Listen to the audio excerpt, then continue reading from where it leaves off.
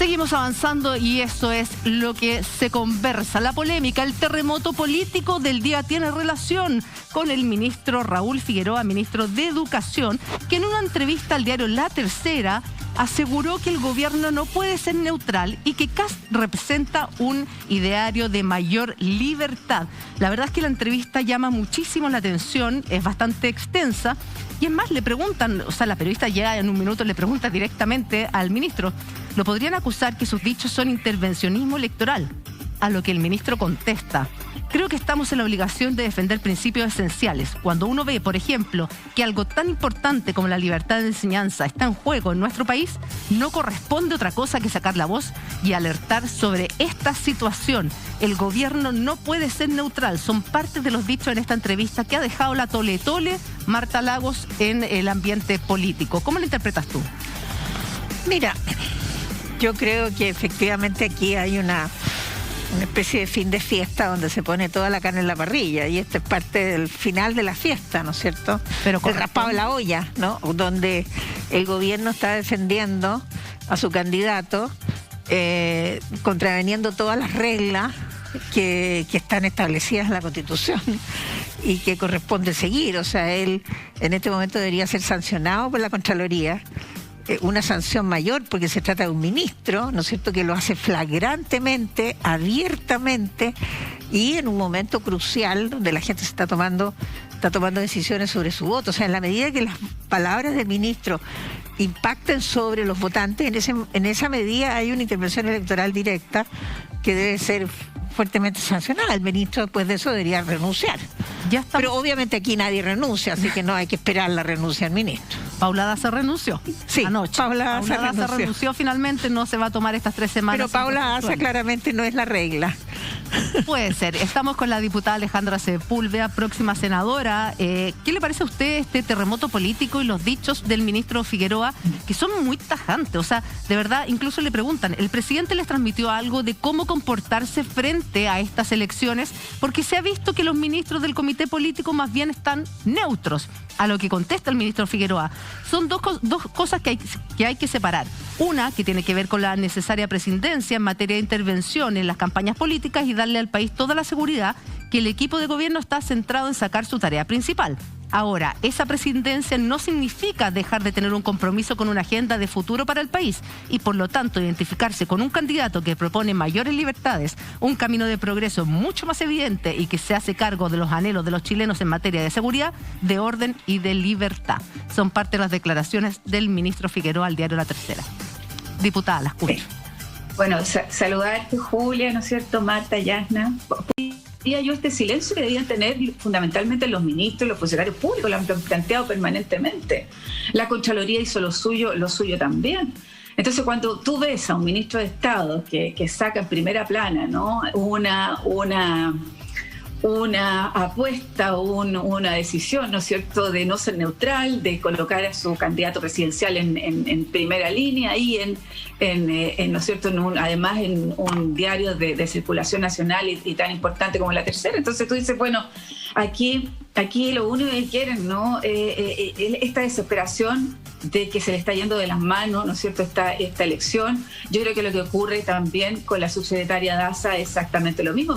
Mira lo que estábamos antes ustedes, ¿no es cierto?, en relación a cómo está subiendo y las complicaciones que podemos tener con esta nueva variante, en donde sin duda necesitamos la experiencia de la subsecretaria, bueno, pero se decide, y yo creo que decide el gobierno, ¿no?, que ella dé un paso al costado y se vaya a trabajar con el candidato. Entonces, todos son signos de desesperación de lo que está ocurriendo y que uno lo ve en la calle, ¿no?, de cómo hoy día se está rearmando y rearticulando todo lo que tiene que ver con la centroizquierda para poder ganar la próxima elección.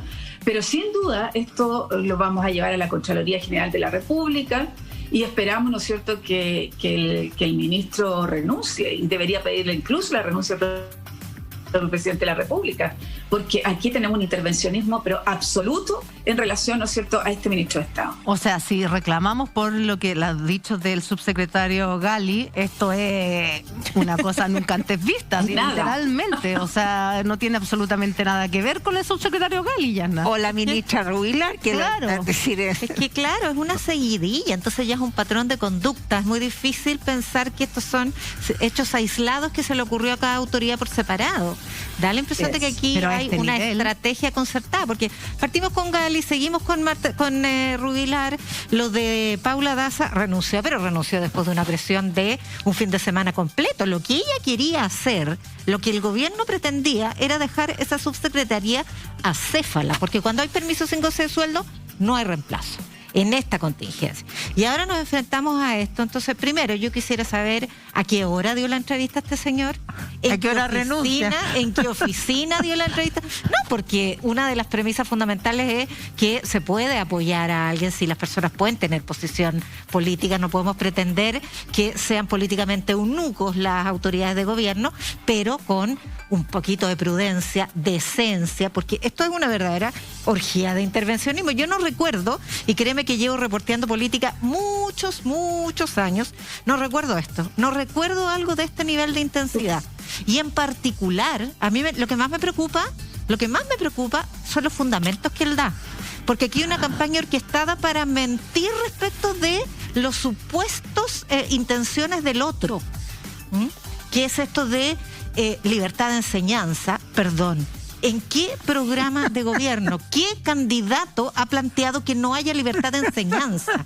O el principio del derecho preferente de los hijos, de los padres a educar a sus hijos. ¿Quién ha dicho lo contrario? Entonces son mentiras que se van instalando como mitos, y lo que significa para el ministro y para el sector del ministro la libertad de enseñanza es la defensa corporativa del negocio de la educación particular subvencionada.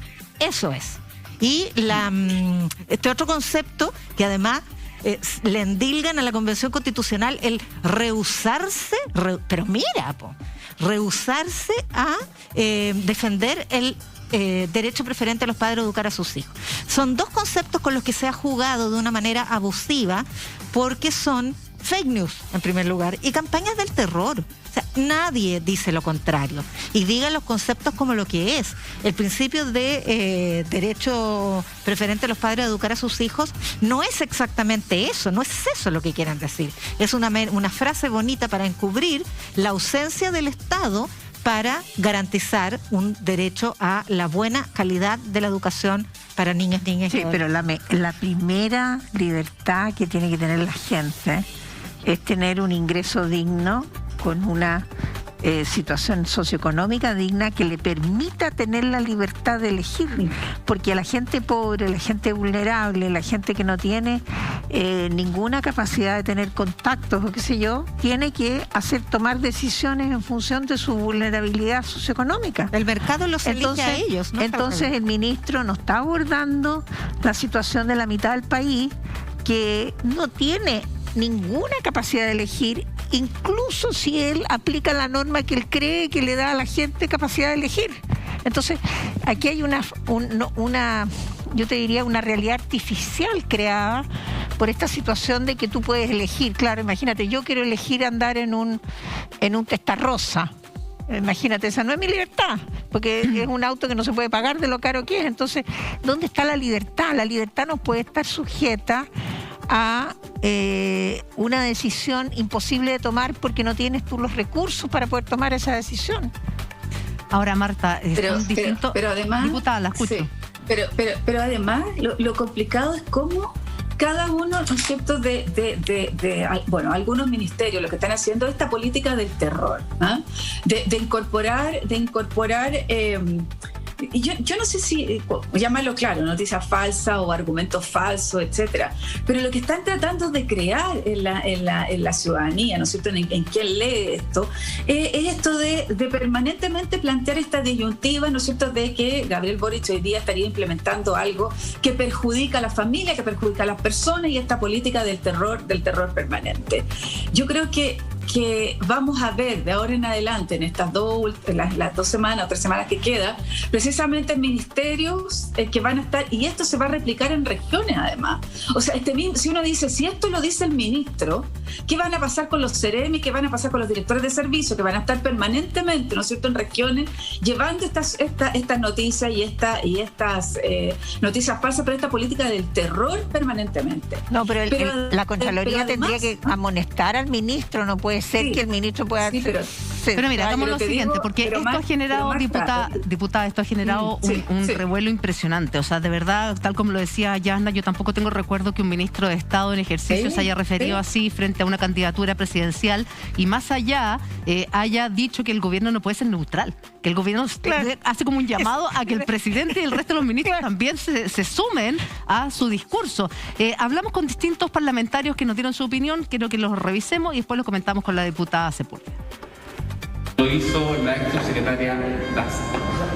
No creo que aporte mucho intervenir con opiniones cuando uno tiene un cargo del Ejecutivo que es designado y que claramente nos va a traer problemas con la Contraloría General de la República. ¿Debería dar un paso al costado entonces? Si él quiere tener un rol activo en la campaña de José Antonio Kast, él debe dar un paso al costado. Claramente es una intervención electoral por parte del ministro de Educación y del Gobierno. Sin embargo, uno lo puede mirar desde un punto de vista positivo.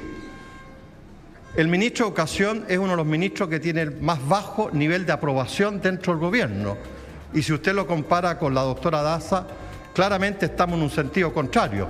Por consiguiente, uno podría pensar legítimamente que el apoyo que le ha dado el ministro de Educación a la candidatura de Kast es un verdadero salvavidas de plomo, más que una ayuda propiamente tal, por el alto nivel de rechazo que tiene este ministro dentro del Gobierno.